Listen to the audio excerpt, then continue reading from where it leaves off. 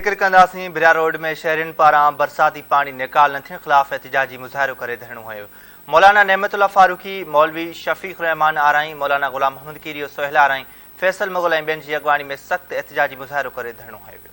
उन मौक़े ते उन्हनि चयो आहे त बिरा रोड जे चइनी पासनि में 6 खां 7 फुट ताईं बरसाती पानी बीठल आहे, पर इंतज़ामिया अघोर निंड सुतल आहे।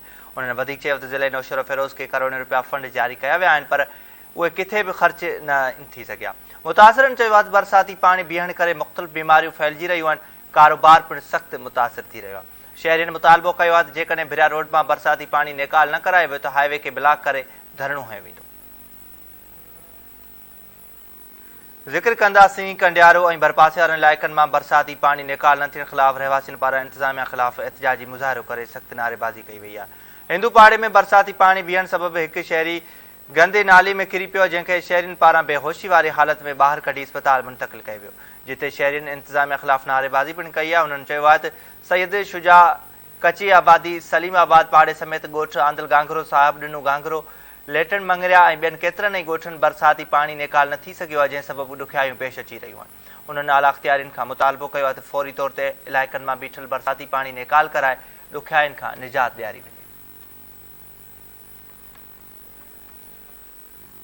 खाई वेझो नौजवान बरसाती पाणी में ॿुॾी फ़ौत थी वियो आहे। सरवरी पाड़े जो रहवासी 35 वरनि जो मोहम्मद रूंजो बरसाती पाणी में ॿुॾी वियो आहे, जंहिंखे वारसनि पाणी मां ॿाहिरि कढी मक़ामी अस्पताल पहुचाए, जिते डॉक्टरनि नौजवान जे फ़ौत थियण जी तस्दीक़ कई आहे। जंहिंखां पोइ वारसनि नौजवान जो लाश वापसि घर खणाए आया आहिनि। नौजवान जो मड़ घर पहुचण ते घर भातियुनि में रोज़ राड़ो पइजी वियो।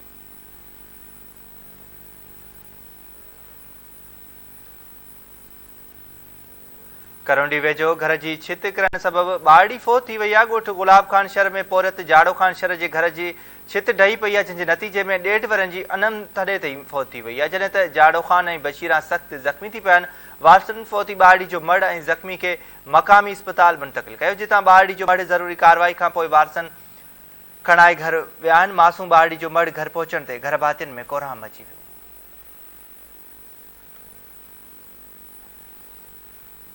अकरी चौधरी वेझो वाह खे लॻल घारो बंदि न थी सघियो आहे। फैज़गंज वाह खे घारो पइजी वियो आहे, जंहिं सबबि सवें ॻोठ पाणी हेठि अची विया आहिनि, जॾहिं त घारे पवण सबबि पाणी करौंडी तरफ़ रुख करे वरितो आहे। इलाइक़े वासियुनि मूजिबि फैज़गंज वाह खे लॻल घारो बंदि न थी सघियो आहे। हुननि चयो आहे त वाह खे लॻल घारे सवें ॻोठनि खे ॿोड़े छॾियो आहे, पर हिन महिल ताईं को बि आपाशी अमलो घारो बंदि कराइण लाइ न आहे पहुतो, जॾहिं त ॻोठाणा पंहिंजी मदद पाण ते घारो बंदि करण जी कोशिशुनि में रुधल आहिनि।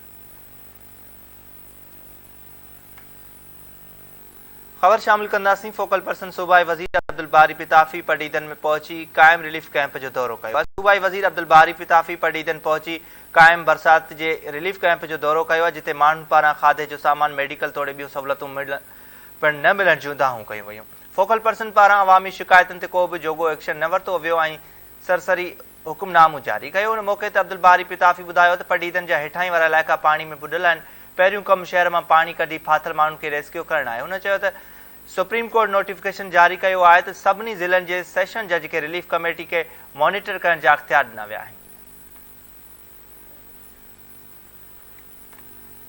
ज़िक्र कयूं था मीरपुर माथेले में ॻोठाणनि पारां रोड खे हल कट बंदि न थियण ख़िलाफ़ एहतिजाज कयो वियो आहे। मुतासिर ॻोठाणनि यासीन लुंड, अली अहमद लुंड ऐं ॿियनि जरवार यार लुंड रोड ते पहुची एहतिजाजी मुज़ाहिरो कयो। उन मौक़े ते ॻोठाणनि ॿुधायो आहे त ज़बरदस्ती रोड खे कट ॾेई संदन ॻोठ ॿोड़िया विया आहिनि। हिन वक़्तु 40 खां मथे ॻोठ पाणी हेठि अची विया आहिनि। उन्हनि चयो आहे त पाणी जे वहिकरनि सबबि संदन फसलनि खे बि तमामु घणो नुक़सानु पहुतो आहे, बीमारियुनि पिणु कर खंयो आहे। ॻोठाणनि मुतालबो कयो त फौरन रोडनि खे लॻल कट बंदि कराए संदन मदद कई वञे। होॾां ॻोठाणनि पारां पंहिंजी मदद पाण तहत कट खे बंदि करण जूं पिणु कोशिशूं जारी आहिनि। ज़िक्र कंदासीं मेहड़ इंडस हाईवे वटां सिम शाख खे 4 हंधनि तां घारा पइजी विया आहिनि। शींहं जो धड़ो स्टाफ वेझो सिम शाख खे 4 हंधनि तां 60 फुट जा घारा पइजी विया आहिनि। इलाइक़े वासियुनि मूजिबि आपाशी अमले खे इतलाह ॾियण बावजूदि को बि अमलदार हिन महल ताईं न आहे पहुतो। हुननि चयो त पाणी ओवरटॉप थियण करे मेहड़ ग्रेड स्टेशन ॻोठ, मक्सी ॻोठ, पेपरी ॻोठ, मंगेजा भाण समेत 10 ॻोठ पाणी हेठि अची विया आहिनि। उन्हनि वधीक चयो त घारे पवण सबबि सवें एकड़नि ते बीठल सारियल फसल पिणु तबाह थी वियो आहे, जंहिं सबबि भरपासे वारनि इलाइक़नि मां माण्हुनि लॾ पलाण शुरू करे छॾी आहे। उन्हनि आला अख़्तियारियुनि खां घुर कई आहे त तुर्त उपा वठी लॻल घारनि खे बंदि कराए वधीक नुक़सानु थियण खां बचायो वञे। ख़बर शामिल कंदासीं। टंडेजाम में ॻोठाणनि पारां बरसाती पाणी निकाल न थियण ऐं वाहर न थियण ख़िलाफ़ एहतिजाजी मुज़ाहिरो करे धरणो हयो वियो। देकुनर जे ॻोठाणनि अली मोहम्मद कलेरी, हाकिम कलेरी ऐं ॿियनि ॻोठनि जे रहवासियुनि नेक मोहम्मद कलेरी ऐं ॿियनि जी अॻवानी में OGDCL प्लांट जे मुख्य गेट आॾो धरणो हंयो वियो। उन मौक़े ते ॻोठाणनि जो चवणु आहे त बरसाति सबबि समूरा ॻोठ पाणी जी लपेट में आहिनि। घरनि अंदरि गोॾे जेॾो पाणी बीठल आहे। उन्हनि चयो त मुतासिर रोड रस्तनि ते बेयारो मददगार वेठल आहिनि। को बि सहायता न पियो करे। तेल कंपनी तरफ़ां बि संदन वार न पई कई वञे। ॻोठाणनि मुतालबो कयो आहे त पाणी निकाल करे संदन मदद कई वञे।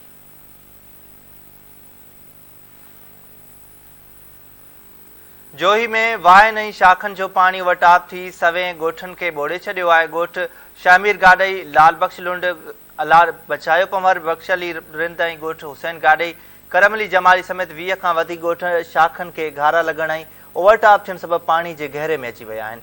आपाशी अमले तरफ़ां कंहिं बि क़िस्म जा उपाउ न आहिनि वरिता विया, जंहिं सबबि ॻोठाणा पंहिंजी मदद पाण तहत घारनि खे ॿधण में मसरूफ़ आहिनि। बरसाति मुतासिरनि जोही कॉलेज, जोही गोरख बाईपास रोड ऐं वाटर सप्लाई ते कैंप अॾे छॾी आहे। वाहिर न थियण सबबि मुतासिर बेयारो मददगार वेठल आहिनि।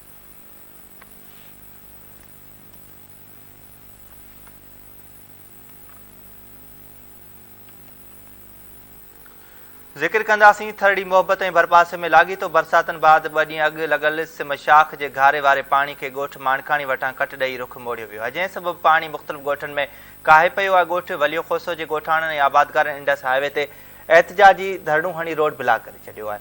ॻोठाणनि अख़्तियार खोसो, दरियाखान खोसो, मक़सूद खोसो ऐं ॿियनि चयो आहे त लगातार चौमासे जी बरसातुनि सॼी मुल्क में तबाही आंदी आहे, जॾहिं त सिम शाख के घारे में सवें ॻोठ ऐं हज़ारें एकड़नि ते पोखियल फसल पाणी हेठि अची विया आहिनि। उन्हनि चयो आहे त ॻोठ माणखाणी जे 62 माण्हुनि रोड खे कट हणी सिम शाख जे पाणी खे असांजे ॻोठनि ॾांहुं छोड़ियो आहे। हुननि चयो आहे त 62 सवें ॻोठनि ऐं केतिरनि ई एकड़नि ते बीठल सारियालो फसल पाणी हेठि आंदो आहे। ॿिए पासे ॻोठाणनि जे धरणे सबबि रोड जे ॿिन्ही पासनि खां गाॾियुनि जूं कतारूं लॻी वयूं। एहतजाज कंदड़नि ऐं मुसाफ़िरनि विच में पिणु चकरियूं थियूं। एहतजाज कंदड़ मुतालबो कयो त जेसिताईं पाणी निकाल ऐं शाख खे बंदि न कयो वेंदो तेसिताईं धरणो जारी रहंदो।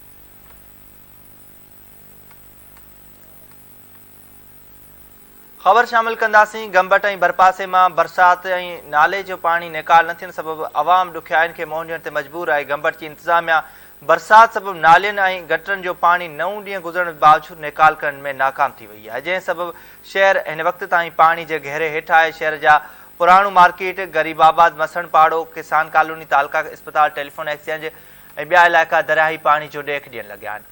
बरसाति सबबि बेरोज़गारी जो सटियल मज़दूर तबिको वेतर घर ॿुॾण करे सख़्तु परेशान आहिनि। संदन मासूम बचड़ा ऐं औरतूं खुलियल आसमान हेठि वेठल आहिनि। बरसाति सटियल मुतासिर ख़ानदाननि सिंध हुकूमत ज़िला इंतिज़ामिया समेत ॿियनि इदारनि जो ध्यानु छिकाईंदे मुतालबो कयो आहे त ख़ुदारा ग़रीबनि जी सार लही पाणी निकाल कराए ॾिनो वञे। ओॾां गंबट शहर जे पाक फ़ौज पारां हेलीकॉप्टरनि ते हवाई दौरो पिणु कयो वियो।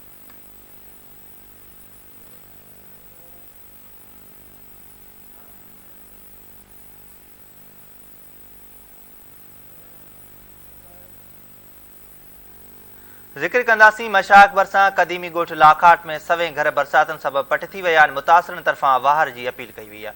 हमज़ो जतोई ऐं ॿियनि मुतासिरनि मीडिया सां ॻाल्हाईंदे चयो आहे त ॻोठ लाखाट जे रहवासियुनि MRD तहरीक दौरान पिणु क़ुर्बानियूं ॾिनियूं, पर अफ़सोस त हिन वक़्तु चूंडियल नुमाइंदनि समेत इंतिज़ामिया नज़रअंदाज़ करे छॾियो आहे। उन्हनि चयो आहे त बरसाति ऐं ॿोॾि संदनि अझा पट पइजी विया आहिनि, जंहिं सबबि हू पाणी ऐं मच्छरनि जे अज़ाब में ज़िंदगी गुज़ारण ते मजबूर आहिनि। ॻोठाणनि जो चवणु आहे त मस्जिदनि खे पिणु नुक़सानु थियो आहे, हू बेयारो मददगार बणियल आहिनि। मुतासिरनि अपील कई आहे त मिलियल टेंट, मच्छरदानियूं ऐं राशननि जो बंदोबस्तु करे ॾिनो वञे।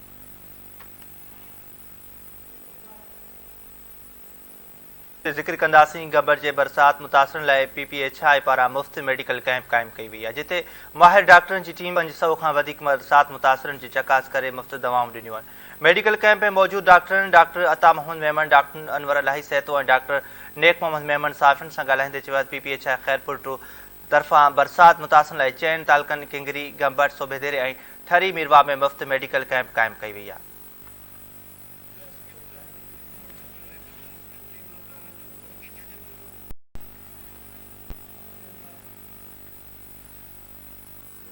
ज़िक्र कंदासीं। खानपुर महर में बरसाति मुतासिरनि जी वार न थियण लाइ शिकायत बाद सेशन ऐं सिविल जज घोटकी मुतासिरनि वटि पहुची विया आहिनि। सेशन ऐं सिविल जज जी घोटकी पहुचण ते काफ़ी ॾींहं खां कन लाटार कंदड़ कामोरनि में थरथलो मची वियो आहे। बरसाति मुतासिरनि पारां जजनि साम्हूं वार न थियण जूं दाहूं कयूं वयूं आहिनि। जजनि पारां मुतासिरनि में इमदादी सामान न विरहण ते इंतिज़ामिया खे छंड पटी वई आहे। जजनि जे रेवेन्यू तोड़े टाउन अमले खे हुकुम ॾींदे चयो वियो आहे त सामान मुतासिरनि लाइ मिलियो आहे, जेको तुर्त उन्हनि में विरहायो वञे। अमले पारां मुतासिर में खेमा तोड़े राशन विराया विया।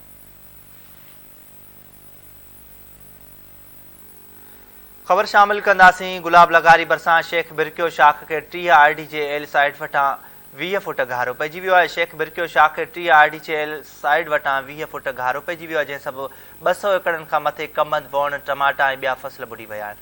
ॻोठाण मूजिबि पंहिंजी मदद पाइण तहत शाख खे लॻल घारो ॿधण लाइ कोशिशूं करे रहिया आहिनि। संदन चवणु आहे त घारे वारे हंधि आपाशी खाते जो को बि अमलदार न पहुतो आहे। मुतासिर ॻोठाणनि आला अख़्तियारियुनि खे अपील कई आहे त फौरी तौर ते सरकारी मशीनरी घुराए लॻल घारो बंदि कराए वधीक नुक़सान थियण खां बचायो वञे।